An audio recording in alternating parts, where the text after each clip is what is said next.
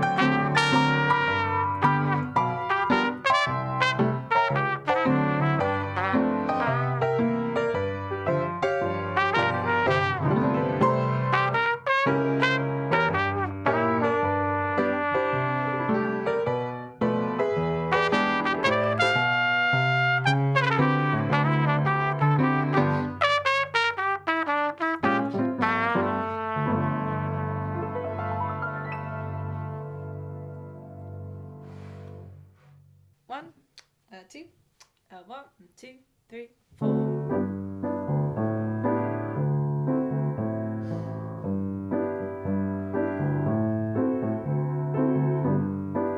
I found you in the grocery store. You were looking lost, but not alone.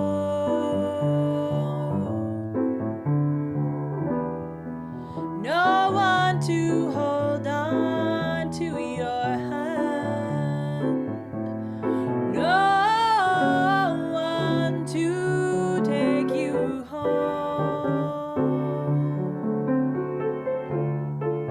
Maybe I could take you off the shelf. Maybe you could keep me safe when it gets dark.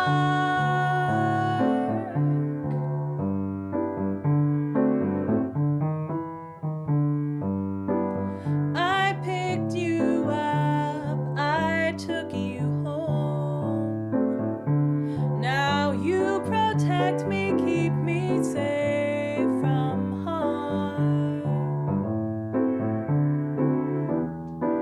You wrap me up effortlessly,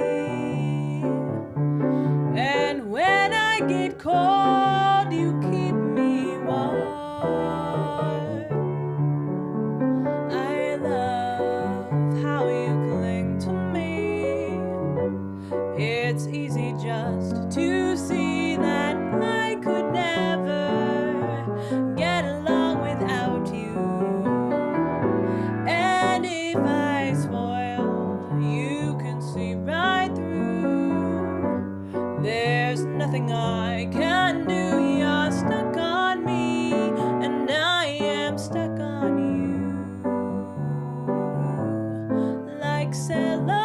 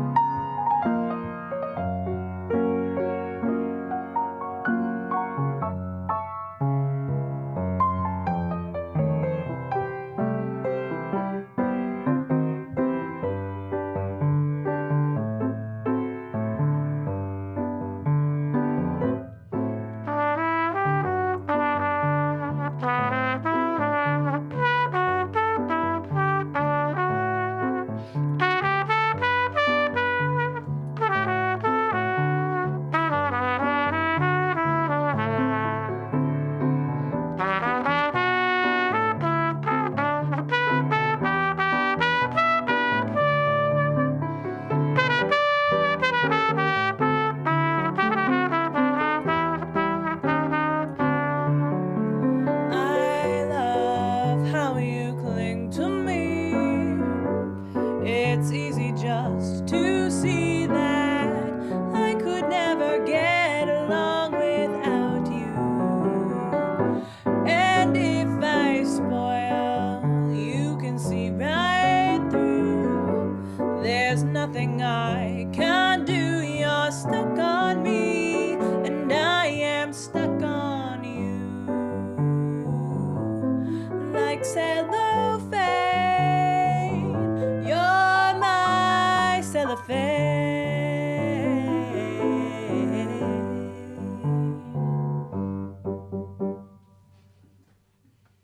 1, 2, 1, 2, 3, 4.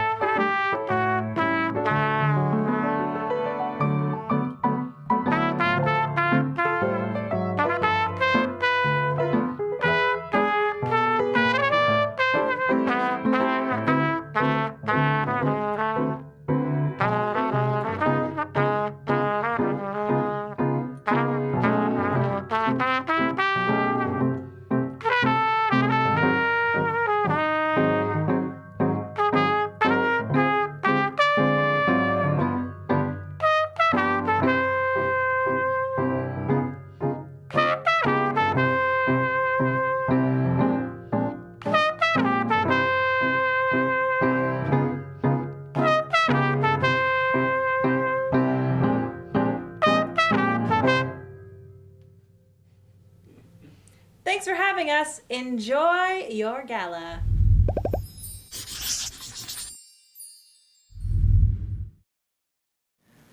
Good evening and welcome to the Sanctuary Virtual Christmas Gala, live from the flagship Fluevog Shoestore here in Gastown, Vancouver, Canada. My name is Daniel Whitehead, though considering what I'm wearing, I should probably say the name's Whitehead, Daniel Whitehead. I'm the CEO of Sanctuary Mental Health Ministries, and tonight I will also be your host. I promise I'm actually here in the shoe store and that this isn't just a fake Zoom backdrop. And you know that's true because you can see my ears. Thank you so much for joining us this evening. I must start by thanking Bonnie and Dean for the beautiful music that they played for us.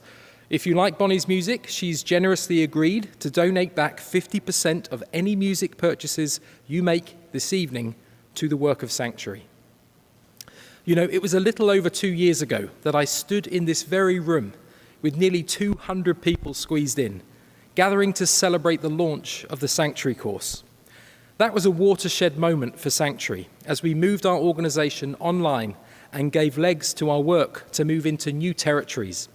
It changed the way we would engage with churches by moving online and creating self-guided resources. And of course, in light of what's happening in the world right now, that decision has proven to be timely.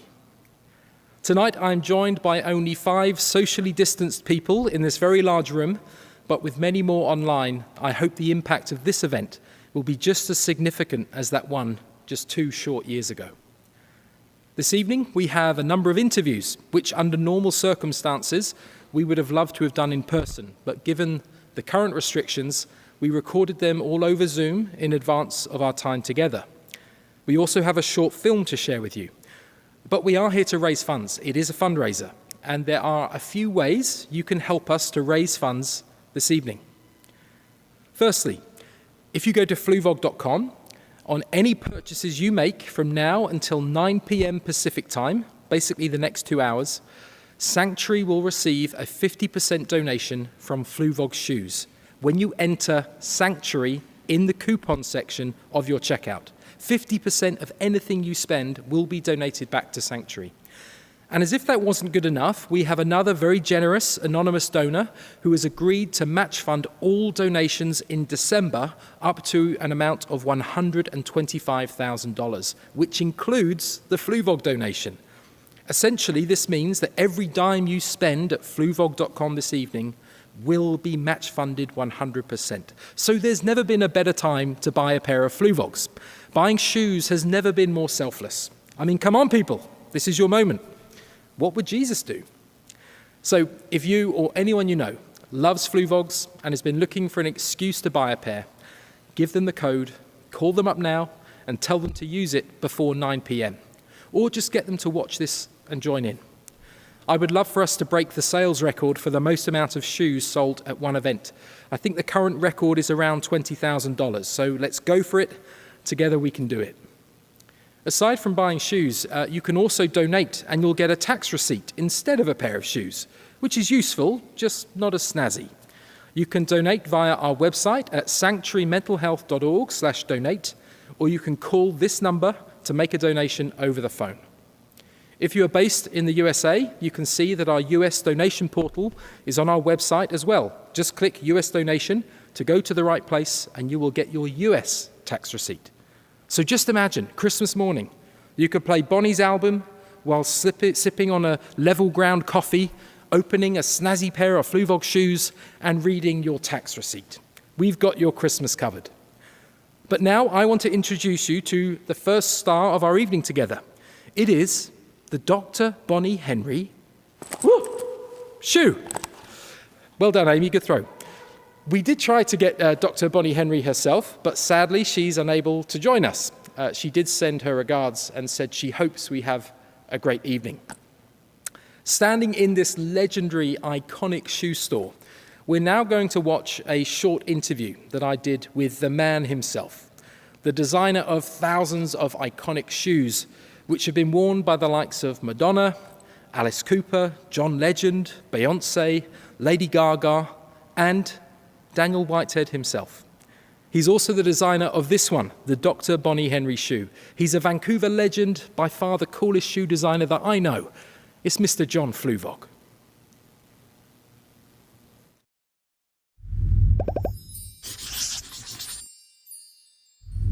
Hi, John. Welcome. Thank you very much. Great to be here. Oh, it's great to have you. Let me start by thanking you for allowing us to use your store this evening. It's a beautiful venue, and also thank you so much for the incredible offer of donating back 50% of all purchases made this evening. If people use the code on the screen, that money will come back to the work of Sanctuary. So thank you so much for that. Oh, it's our pleasure. It's our pleasure to be involved. Wow. Well, John, look, one thing I really wanted to talk to you about, because one person who's been making the headlines for all the right reasons in this season in British Columbia is our provincial health officer, Dr. Bonnie Henry. Now, we actually invited her to do an event, to do something this evening, but she was busy, understandably. But she's also a keen Fluevogger. So it made international news when you announced that you were making a shoe in her honor. So I wonder, how did that shoe come about? How do you design a Dr. Bonnie Henry shoe?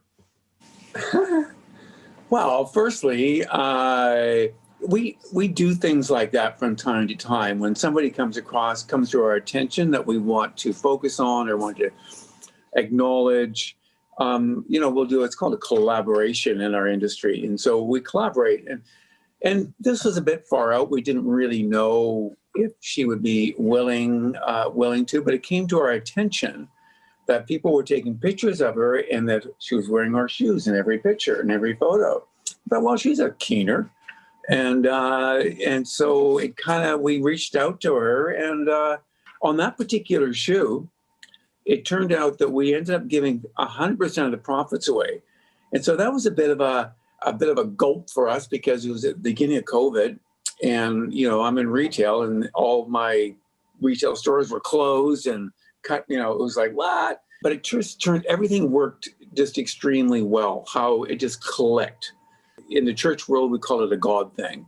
And so it just went click, click, click, and it just clicked through. And it's really quite amazing. And I feel very honored and blessed to be able to be a part of that. And so we later on called a similar style a Bonnie Henry shoe.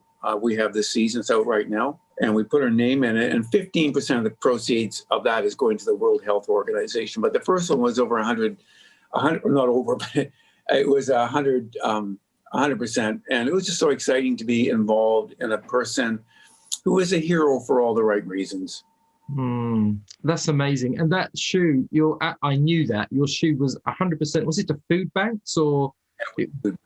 Yeah, food banks. And that shoe sold out in minutes, right? It did. It was crazy.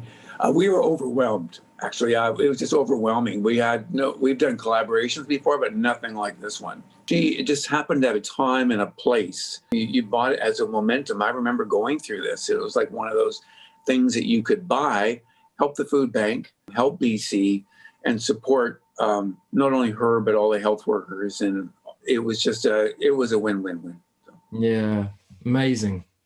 So, John, the event this evening is called Heart, Mind and Soul. You see what we've done with the soul? I like that part, yeah. I wonder, as a creative person, as an artist, where do you begin your creative process? Do you begin in your heart, your mind, or your soul? That's a deep question. I think it's a matter of, the word listening comes to me. It's just a matter of listening. I spent a lot of my life thinking I wasn't creative. I had things come to me, and that I needed to trust them. And that's probably my main sort of theme with the brand now, is to tell people that they're okay. There's been no mistake made, that they're okay. That leads me into Sanctuary as well. It's that, maybe some of us have issues and we have problems. We're okay. It's okay. And we're all in a community together, and we need to support and help each other. So. No, that's very, very good. John, as my closing question, I just wonder, why do you think the work of Sanctuary is important? Because I think we all struggle with, in one degree or another, with mental health issues. And the older I get, the more I'm around, and my employees and all the things I've gone through with people, a lot of it can be boiled down to our mental health, our outlook, how we view the world around us. We're looking at light through crooked lenses a lot of times. And some of us have a tougher time because of how we're brought up.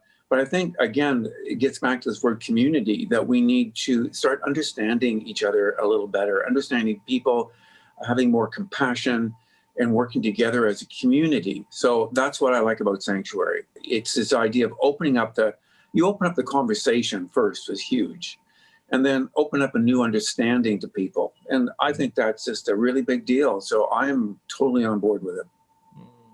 Wow, that's a great note to leave it on. John, thank you so much. We are so grateful for you and to you. And as someone who is close to becoming a Canadian, headline news, the application is in.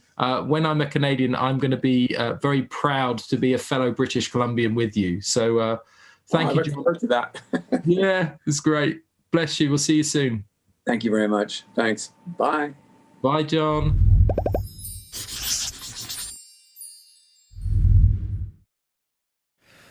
Well, if you're looking for inspiration this evening, a few of our staff thought we would enter into the Fluevog spirit by highlighting some of the shoes on offer. You'll see a link to our staff favourites in the live stream chat if you need some inspiration.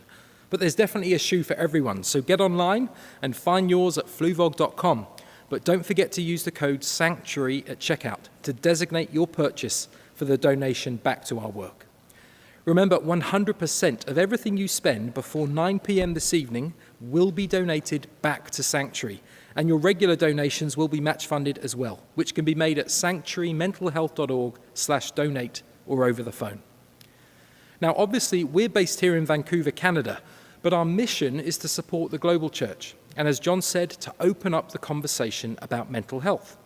This year, we've launched Sanctuary in the UK with our National Director, Corinne Pilling, who's based in London. And we've also recently welcomed on a new ambassador, the Reverend Dr. Isabel Hamley, who is a biblical scholar, a mental health advocate, and currently chaplain to the Archbishop of Canterbury. It has also recently been announced that Isabel will be the new head of ecumenical relations and theology and the lead theological advisor to the House of Bishops in the UK. Well done, Isabel. In this next film, we did something that's never been done before. We got our three ambassadors, Dr. Hilary McBride in Vancouver, Reverend Professor John Swinton in Aberdeen, Scotland, and Reverend Dr. Isabel Hamley in London, England, to have a conversation together so that you could get to know them a bit more. Here it is.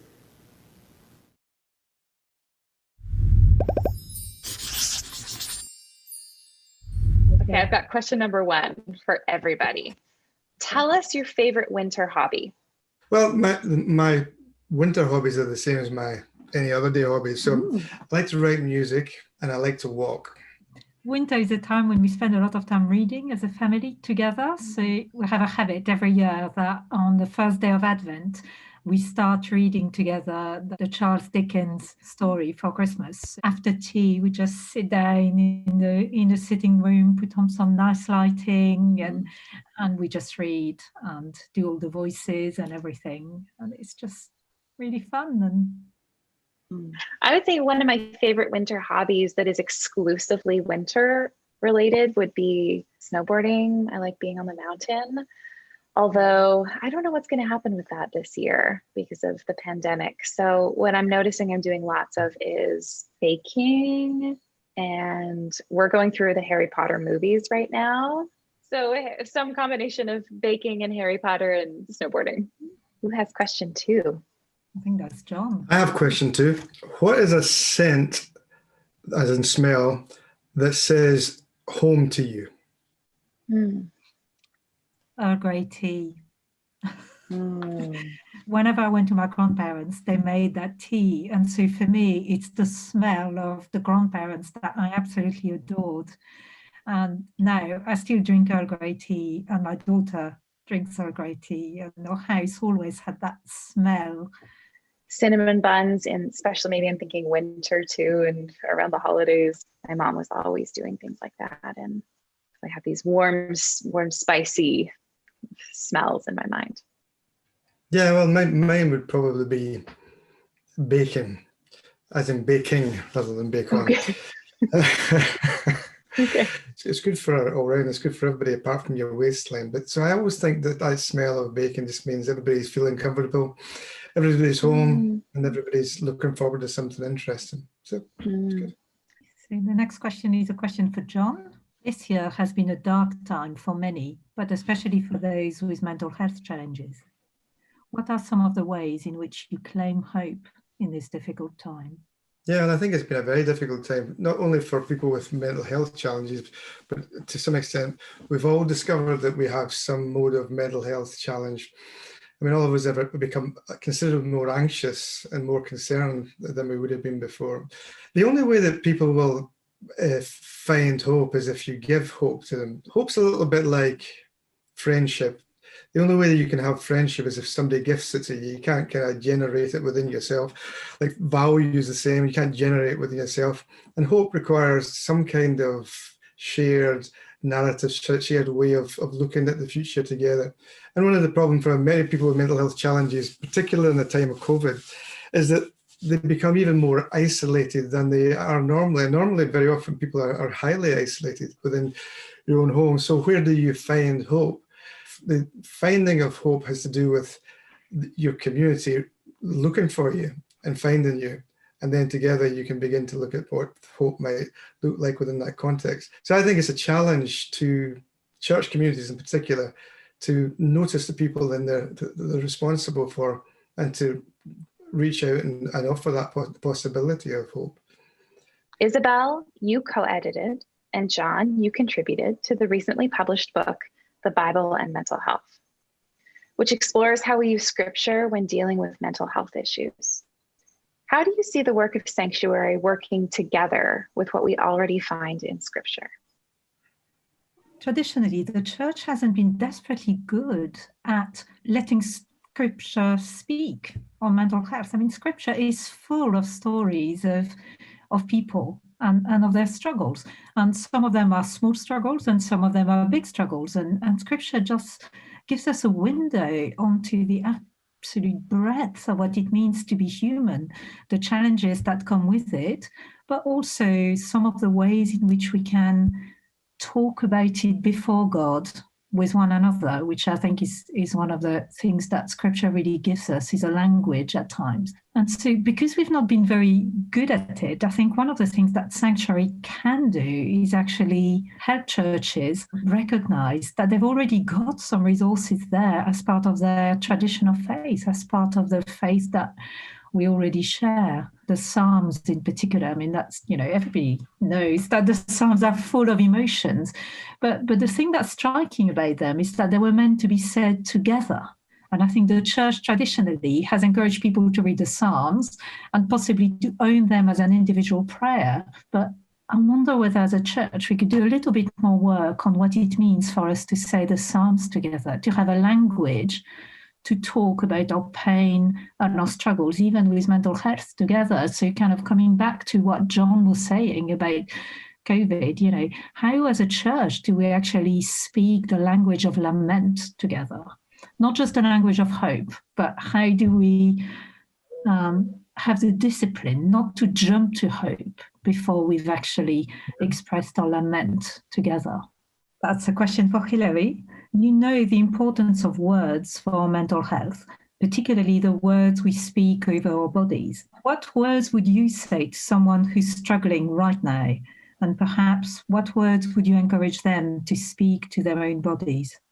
I think one of the most important things that we can know about our struggle is that we don't have to hold it alone, that we are meant to be seen and known and held in the things that are painful for us. Unfortunately, and I think John has mentioned this already, the pain of COVID has accentuated our isolation from each other, and with the inability to access care and resources and support and touch in a way that would, in a bodily way, tell us that we are not alone, to share space with someone, to have someone's hand on your shoulder, to have them touch your feet when you're weary, is such an important wordless way to communicate our not aloneness with each other. What I might say to someone who is struggling is, I imagine that in the midst of your struggle, one, I'm so sorry that there is pain, but also I have this sense that you are not the only one who is struggling. And perhaps even in the midst of what feels like aloneness for you, there can be this shared sense of journey that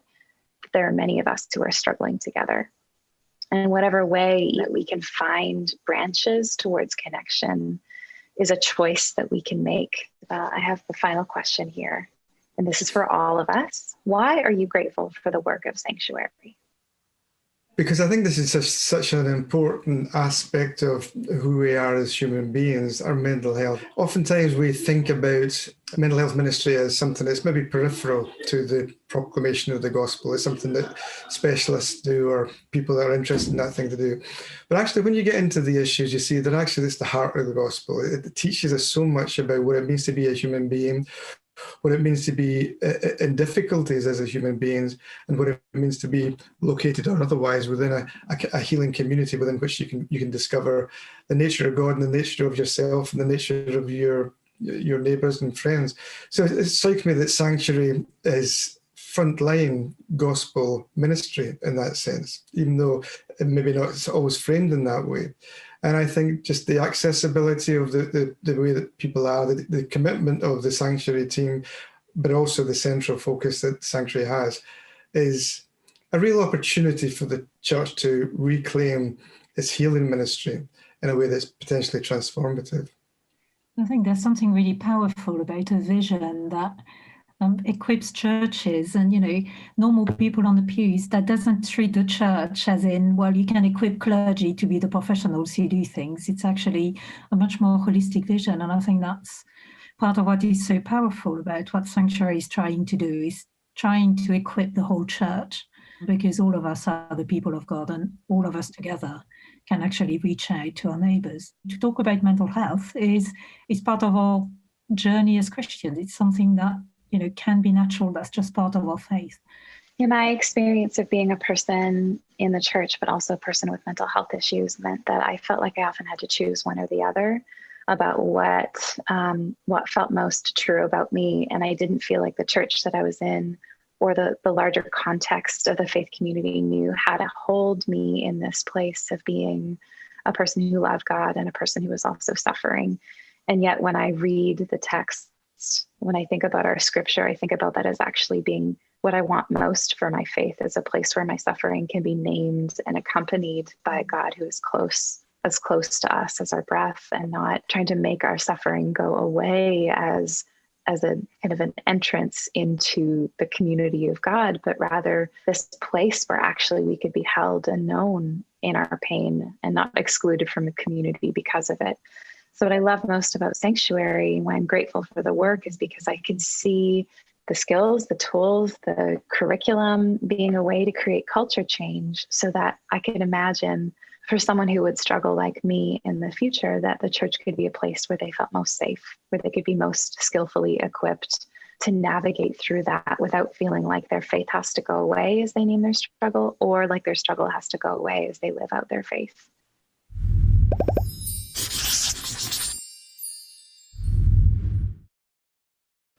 Well, we hope you enjoyed getting to know our ambassadors a little bit more. We think they're great. Dr. Hilary McBride, who you just saw, is a world-renowned counselling psychologist, podcaster, author, academic, and lover of Fluevog shoes. In this next interview, Hilary caught up with legendary award-winning former CFL coach of the BC Lions, Wally Buono, and his daughter, Christy Buono, who works for BC Women's Health, to hear their story of faith and mental health. Here it is.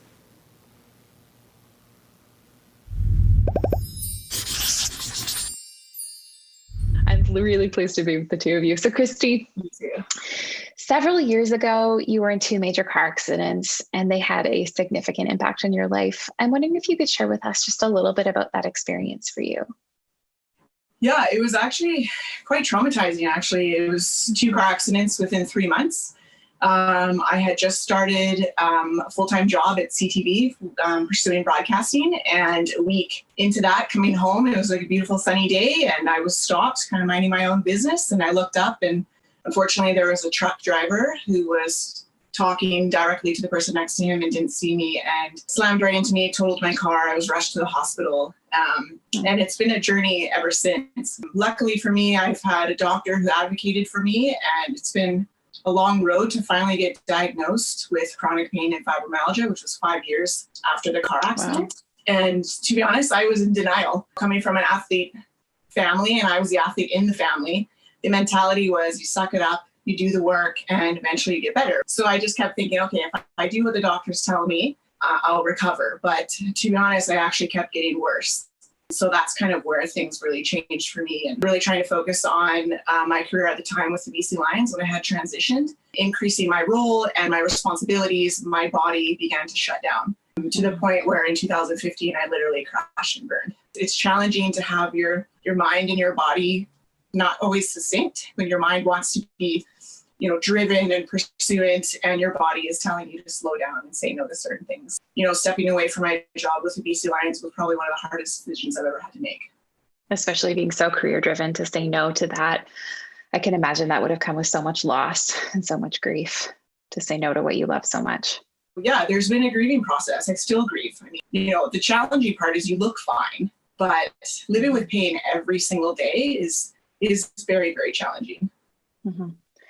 I'm so glad that you mentioned that, and this tension that you can feel when the idea of ourselves hasn't necessarily caught up with what we're actually able to do. Can you tease out just a little bit more this connection between body, mind, and soul, and how that has changed for you, the understanding of how we are all of those things at once, trying to live, I'm assuming, a life that's still full and meaningful now, even though it looks very different than it used to?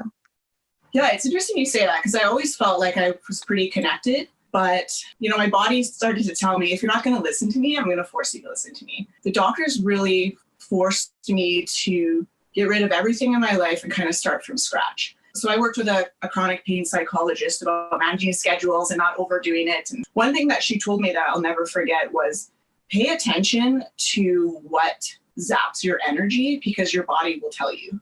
Your pain will go up, your energy will be depleted. And then also pay attention to the things in your life that bring you joy, because you'll be able to last longer. You'll be able to sustain more in your day to day. And that really, for me, was paramount, I think, in going in a different direction than maybe what we had thought was going to be my future. So it sounds like actually such a helpful exercise for all of us to do, regardless of who carries pain or not, to understand that our body is constantly giving us messages about what doesn't work, what feels too much, and also what feels good and what makes us feel alive. Yeah, in a way, it's been, I guess you could say, a blessing, because I do know myself deeper. It's forced me to do that. And I think that has enabled me to have more meaningful relationships. Have always been important to me, but it takes it that much deeper. It's allowed me to be able to communicate better, communicate what I actually need, the opportunity to put yourself first, which doesn't come naturally for me, and realizing that, like, if I'm not in a healthy space,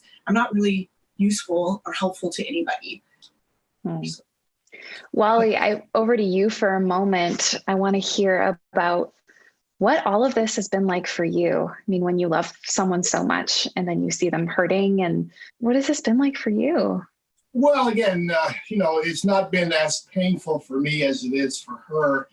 And I think as a father, you have this mentality that you can fix things, and you're very impatient about wanting to get to it right away and fix it.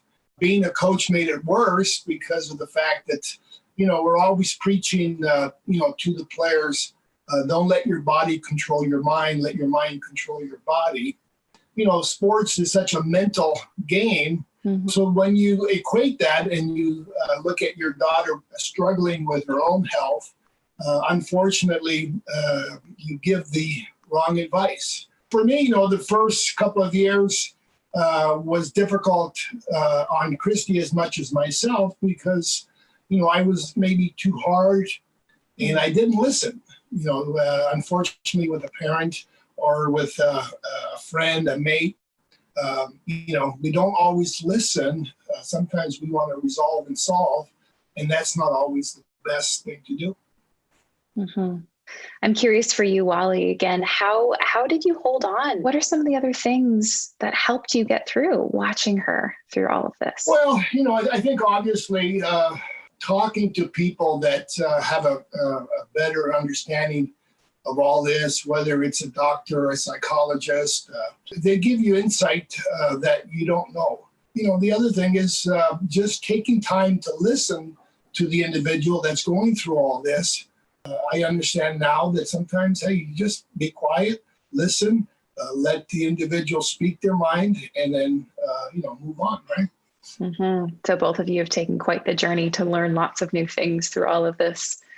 Christy, I'm so curious about how your faith played a role in your recovery. What was the role of faith in all of this for you? I think having a community around me who prays for me and who has encouraged me, who has walked alongside me in the darkest days, that's really where I have felt God's love for me. I say this all the time, like my community saved me. Mm-hmm. Christy, I'll ask you first and then Wally, over to you last. What would you say to someone who might be struggling with their health right now? Any words that you could offer them? Don't give up. There were times when I wanted to do that. And I'm glad I didn't. And I think also to stay connected to your community, whether that's one person or your family or your partner, your spouse, a best friend, a sister, sibling, for them to remind me of, that I wasn't a quitter. Just that simple fact of not quitting, right? And that doesn't mean that your life looks the same. It just means that you don't quit. So you keep trying to find answers. You keep trying to find direction, or maybe a new path that now works for your new normal, right? This is new normal for me. And this kind of sounds silly, but it's true. But I got a dog. It was the best thing I've ever done, because when everything was taken away from me, he gave me purpose. That sense of like unconditional love was huge for me. It helped me get my confidence back. It helped me have, again, form of exercise and getting out of it. Forced you to get out of bed without too much responsibility. So for me, those would be the three things for sure. Another way that you are not alone having that dog in your life. I'm so glad. I'm so glad you didn't give up. I'm so glad that you're here, that you kept trying. And Wally, for you, what would be something that you would say to someone who might be struggling with their health? Well, I think obviously learning how to deal with it, because everybody's different. Everybody's mindset is different. Part of that is finding things that bring pleasure to you, that bring relief.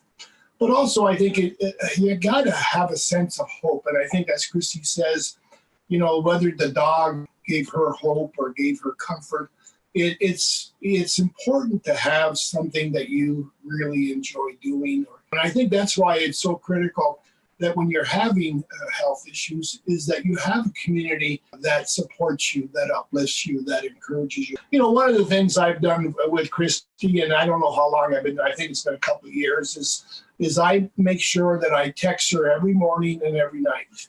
And part of that is just to say good night or good morning, but to make her know that somebody's thinking about her.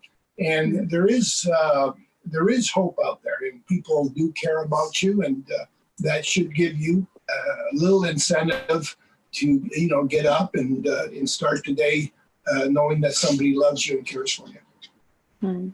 Thank you so much. How sweet. I'm so grateful that both of you spoke to the role of community, of being connected, the complexity of there being pain, but also the need for hope, for trying, continuing to try over and over, but also knowing when to say no and what to say no to, and when to realize it's time to take a different approach.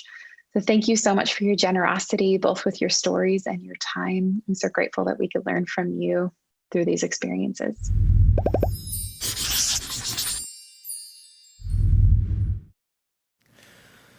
Well, all of us need that support from the community in our lives. So if there's someone in your life that you care about, who maybe they're going through a hard time, why don't you take a moment right now to reach out to them and just send them a simple text to let them know that you're thinking of them and that you're there for them.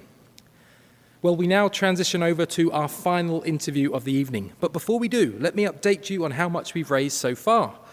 So far, with your help, we have raised $126,000. That is 51% of our $250,000 goal. Thank you so much. Let's keep going. Go to fluvog.com and use the code SANCTUARY in the coupon code box in step 2 of the payment process. Remember, any purchases you make from now until 9 p.m. Pacific time, the next 1.5 hours, Sanctuary will receive the same amount match funded. All donations in December up to the amount of $125,000 will be match funded. And don't forget, you can also just donate to our work online at sanctuarymentalhealth.org/donate, or call our number and someone can take payment details over the phone. Well, as it's a Christmas gala, we now have an interview with Santa Ono. Many of us know Santa for his inspiring leadership at the University of British Columbia. Santa is a man of faith and a mental health advocate. I enjoyed this short interview with him not so long ago, hearing about the role his own faith plays in his mental health. Here it is.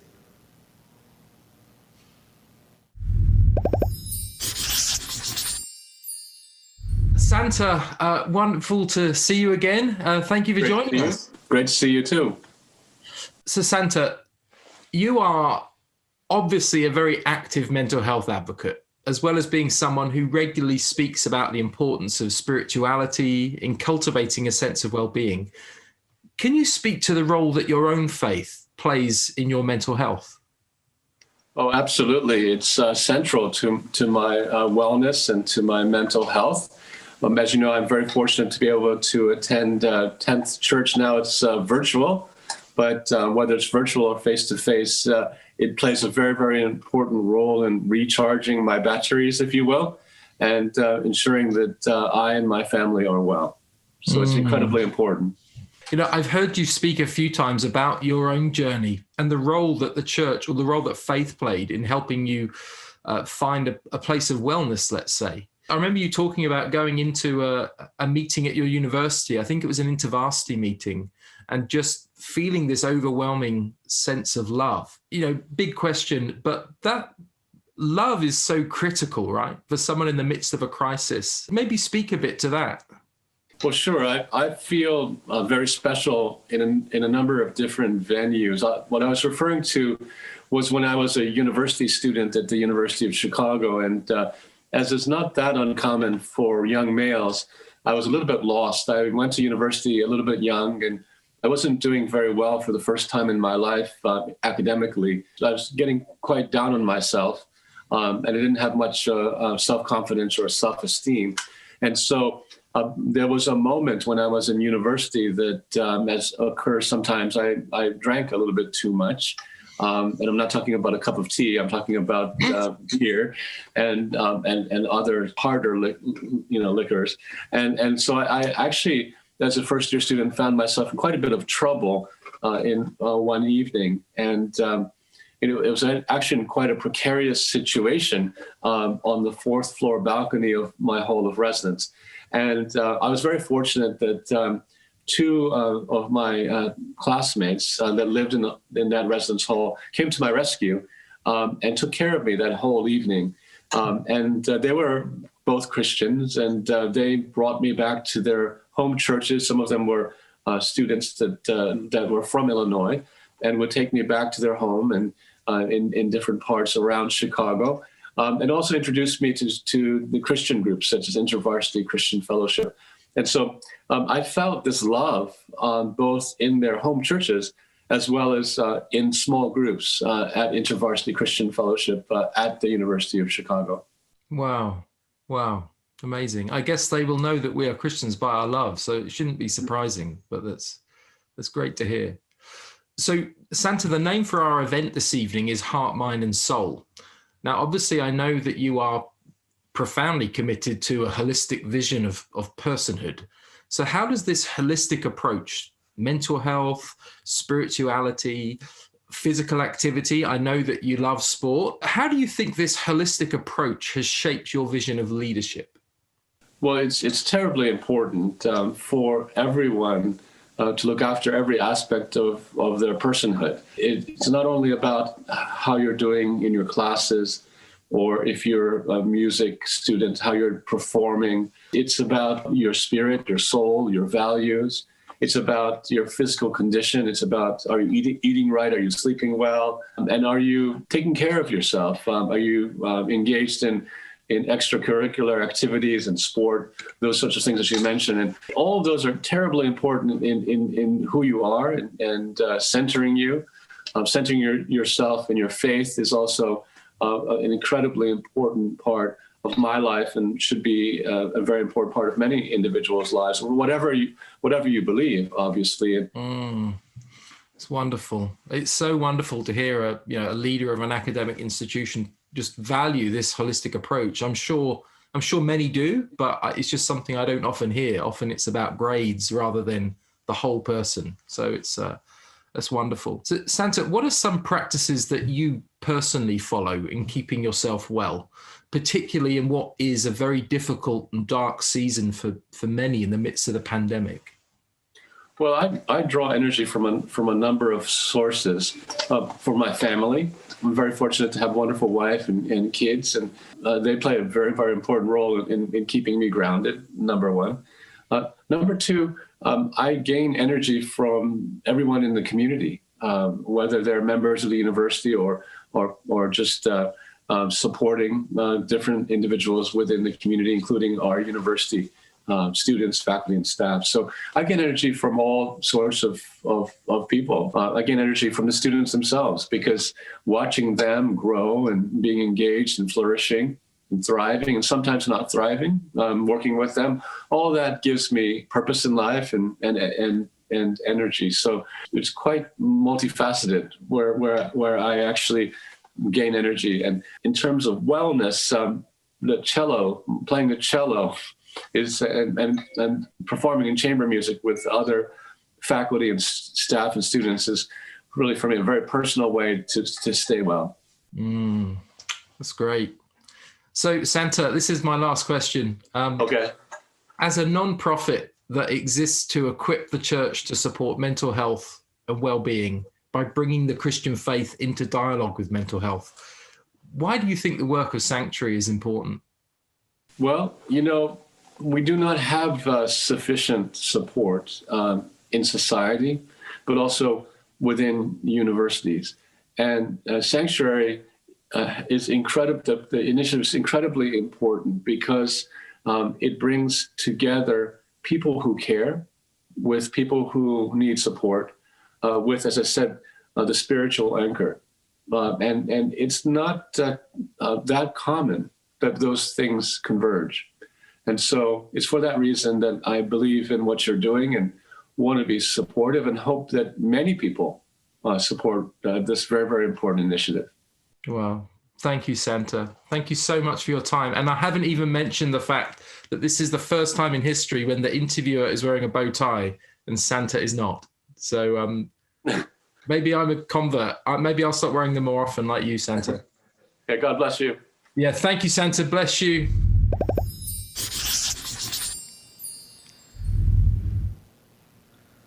Okay, thank you, Santa. We so appreciate your support and leadership.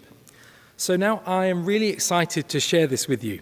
Over the last year, our team at Sanctuary has been hard at work developing a new resource, which we hope will open up a whole new world of opportunities for our work to impact many lives all over the world. This is the first time it's been seen, so it's a premiere of sorts, and it is the trailer for our upcoming Sanctuary course for Catholics. The really exciting part for us is that we got to work with the Augustine Institute in Denver, Colorado, and Divine Mercy University in Sterling, Virginia. And we had the support of not one, but two Catholic archbishops, Archbishop Samuel Aquila in Denver and our very own Archbishop Michael Miller of Vancouver. This new resource will be exclusively launched on the Formed platform, which has over 1.2 million subscribers the world over. And it will be launched next month in January 2021. So ladies and gentlemen, boys and girls, it's my great pleasure to introduce the Sanctuary course for Catholics. I was experiencing suicidal thoughts. It would be better if I wasn't here. I'm really a burden on my family and I should just go away. Heavenly Father, we come before you who have created us in your image and likeness. I thought about dying. I just thought, what was the point? There's always something wrong with me. I can't be happy. You have made us your sons and daughters. Thoughts were going through my mind like, why are you here? What's the point? We ask you, Lord, to strengthen us in our faith. Nothing's wrong with you. You're being a little kid. You're being a baby. Get over it. Continue to pour forth your healing spirit. upon those who suffer from mental illness. I was diagnosed with clinical depression. I saw that as something that was bad about me. If I just prayed hard enough and if I just did the right moves in my life, then God would take it away from me. I think as Catholics, some of us can tend to over-spiritualize things and to underestimate the human and the natural.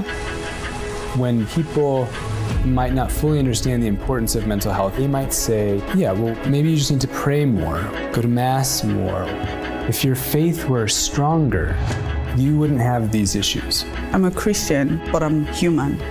And if I can be physically ill, I can be mentally ill. Too often when we're in a crisis, it feels like this is it.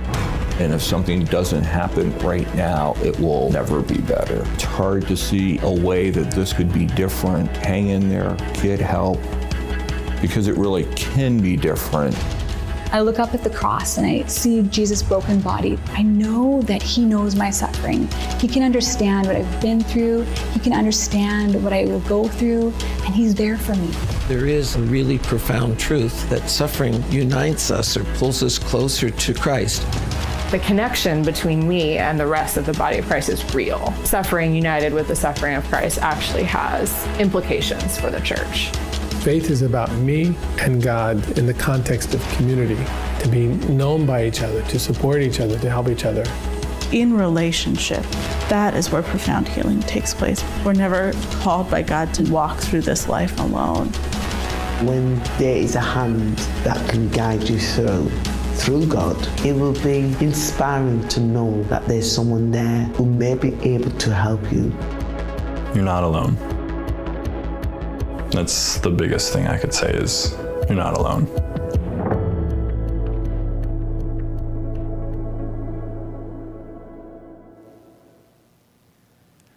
Well, a fantastic effort so far, everyone. We're now at $137,000. That's 55% of our goal. So please keep donating to the work of Sanctuary.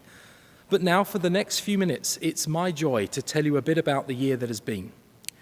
And I'd ask that you stay, because there is one story I really want to share with you before you go, which is accompanied by a very short film from one of the people our work has impacted. But before I do that, let me briefly tell you about the year that has been and what lies ahead for us. When we launched the Sanctuary course back in October 2018, we were overjoyed that in our first 12 months, we had approximately 500 downloads. And it took a lot of hard work to get those downloads as an organization starting up in this online sphere. Well, I'm delighted to inform you that just 1 year further on, since October last year, we have had over 3,700 more downloads, an increase of 7 times the amount from our first year, which equates to a download of every 2.5 hours this last year. Significant growth. When COVID-19 hit, we very quickly worked together to create a resource called Faith, Grief, and COVID-19. And in the last 3 months, we've seen that resource downloaded nearly 600 times. We've also had nearly 2,000 unique views of the films for that course, which suggests that more than one person is engaging with each download. We've also seen our reach expand around the world. In the last 2 years, we have had people accessing our website from over 156 countries, with 65 new countries accessing it in the last year, which means that in just 2 years, our little local charity has grown to be an organization that is impacting people around the world and across cultures. In 2019, we had over 36,000 website views, and so far, in 2020, we've had 238,000 website views. That's a 6-fold increase. In the first year of the Sanctuary course's life, we estimate that we reached close to 16,000 individuals. And to date, we believe that we've reached closer to 63,000 individuals. To give you some perspective, before the Sanctuary course, when we were a local charity, we were impacting under 3,000 individuals per year. We've also launched our podcast in the last year, and to date, we've had over 9,400 plays of our podcast. Similarly, we launched a blog as well, and to date, we've had over 20,000 hits. As you all know, in the summer, we launched Sanctuary in the UK with our base in London. And already we've launched 2 UK-based resources on burnout prevention and cultivating well-being during Christmas, both addressing identified needs in response to the global pandemic.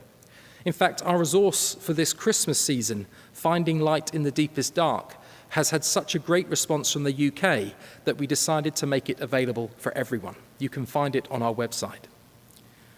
We've also established numerous training opportunities, including delivering training to seminary students at 2 Baptist colleges and at Ridley Hall in Cambridge, which is the main Anglican training college in the UK. And as I already said, we will soon be launching our Sanctuary course for Catholics on the Formed platform, which has a global reach of over 1.2 million people and a whole new targeted Catholic audience for our work. We've also established some significant new partnerships in the last year, including partnerships with Aberdeen University in Scotland, a world leader in academic research around the intersection of spirituality and mental health. We've also formalized advisor roles with a range of people from different backgrounds and disciplines so that we can continue to be informed and shaped by theologians, clinicians, therapists, researchers, and people with lived experience from around the world. One such partnership that I'll mention is with Tiffany Bloom, with whom we co-produced a YouVersion devotional on the Bible app called Recovering Hope, which explores the intersection of race, mental health, and faith, which has been downloaded over 1,000 times in the first month. Our newest partnership is with Level Ground Coffee, a BC-based organization that makes stunning, ethically sourced coffee from around the world. And in our partnership with them, 20% of the purchase price from their website, when you use the code Sanctuary at checkout, will come directly back to us. It's yet another way you can support our work by enjoying a great product. For details, see the link on the screen or go to our website. Now, Sanctuary is only able to offer free tools and resources to the communities that need them most because of the generosity of our donors. And as a 9-year-old nonprofit, we couldn't have gotten this far without you, our friends and supporters praying for us, financially giving to us, and raising awareness of our work. This evening, I'm asking you to consider whether you can become a regular supporter of Sanctuary's work so that we can continue to build on what has been our biggest year yet by establishing this work in new territories and new places, to help us create new tools that we know the church needs, to help us take existing tools and translate them into new languages. We are currently researching a youth-based resource and planning a Black, Indigenous, and persons of color-led art project to elevate diverse voices around the faith, race, and mental health conversation. And we're continuing to partner with churches, organizations, and individuals who can take our message to a broader audience. Despite living at a time of impending global financial insecurity, we don't think this is a time for us to shrink back. Rather, we think it's for such a time as this that our work exists, as people begin to process what has happened to our world in the last 9 months. Social isolation, suicide, anxiety, and so much more is increasing, and so we need to step up and step forward. Our work has never been more needed, and sadly, I think over the next few years, this statement is going to continue to be true. But the good news is that if we can equip and mobilize the church to be that safe and supportive and nurturing environment, we can meet this real need in society and bring new hope and new life to those that need it most. Thank you everyone for joining us tonight. We are here to not only tell the amazing stories, but also resource this important work together. Our goal is to raise $250,000 in December. A donor has stepped up with match funding of $125,000. Thank you so much. So that means that every $100 you give equals $200 in December. We've raised an additional $60,000 towards our goal before this evening. So as of tonight, we have $65,000 remaining, or less. You can give online at sanctuarymentalhealth.org/donate. Make a donation over the phone or send a check to the address below. Thank you. If you're willing to join us, please hear me when I say, no donation is too small. If a lot of people each give a little each month, it makes a lot. And having said that, no donation is too big either. So join us, help facilitate the growth of this non-profit, which was birthed right here in Vancouver, but is now impacting communities around the world. Now, before I close this evening, let me remind you to keep buying shoes before 9 p.m, using the code SANCTUARY to designate your purchases. And please keep donating to our work via sanctuarymentalhealth.org/donate as well. The Sanctuary Fluevog code will stop at 9 p.m, so get online and tell your friends to get online too. And make your purchases before 9 p.m. Pacific time. So now I want to tell you about one more person before I close our evening together. You know, it's such a blessing to get to work at this intersection of faith and mental health. We get to equip the church to support mental health and well-being for all people, and especially those who are often overlooked by society. And that's the kind of work that Jesus did all the time, bringing people into relationship and community, recognizing their gifts and valuing them where society otherwise would not have done.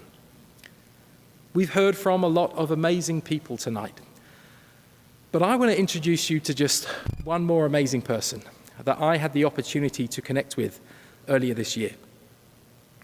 Back in February, when I was in the northeast of England, through an amazing set of circumstances, I got to spend an evening interviewing a man of faith, a Catholic named Mick, who lived in a city called Sunderland. Over the course of our evening together, Mick indicated how meaningful he had found our time, to have some friends who he could speak to about his faith and mental health journey. And communicating wasn't entirely easy for Mick because he had this condition called tardive dyskinesia, a drug-induced movement disorder characterized by the presence of abnormal involuntary movements. Mick said it was brought on because of an older antipsychotic medication that he'd been prescribed for a number of years. It was a pretty difficult side effect for him to live with. After spending an evening with Mick and hearing his story, filming with him, I was struck by just how much he had to offer, by an amazing life that he had lived, and saddened that in many ways his condition seemed to be preventing him from being seen and heard by more people. I was also struck by the fact that the message of sanctuary had reached this man in a little corner of England on the other side of the world. Well, tragically, just a few weeks ago, we found out that Mick passed away, just 8 weeks after we filmed with him. And so we wanted to give Mick the final word this evening and to share his gift with you. You see, despite various challenges that Mick faced, he was a passionate musician, and he performed for us during our time with him. And we wanted to briefly share him doing something that he loved. We wanted him to contribute to our evening. We wanted to celebrate the gift of him and of his music and let it speak for itself. And so as we close this evening, as we share Mick's gift with you, may we remember those in our churches and communities that are isolated, struggling and languishing. And may we continue to create safe spaces, sanctuaries, where people can be seen and heard and loved as they are. Thank you so much for joining us this evening, for giving to our work, for buying shoes, for praying for us. God bless you. And thank you for helping to create a sanctuary for hearts, minds, and souls all over the world. With your support and with God's help, we will continue to do so. And so as I close our time together this evening, I will wish you all a Merry Christmas, and I'll leave you with Mick. God bless you.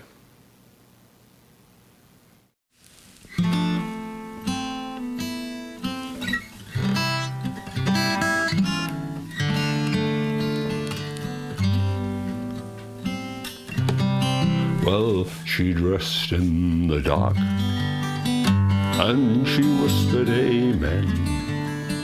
She was pretty and picked like a young girl again. 20 years married, and she never thought twice. She sneaked out the door and walked into the night.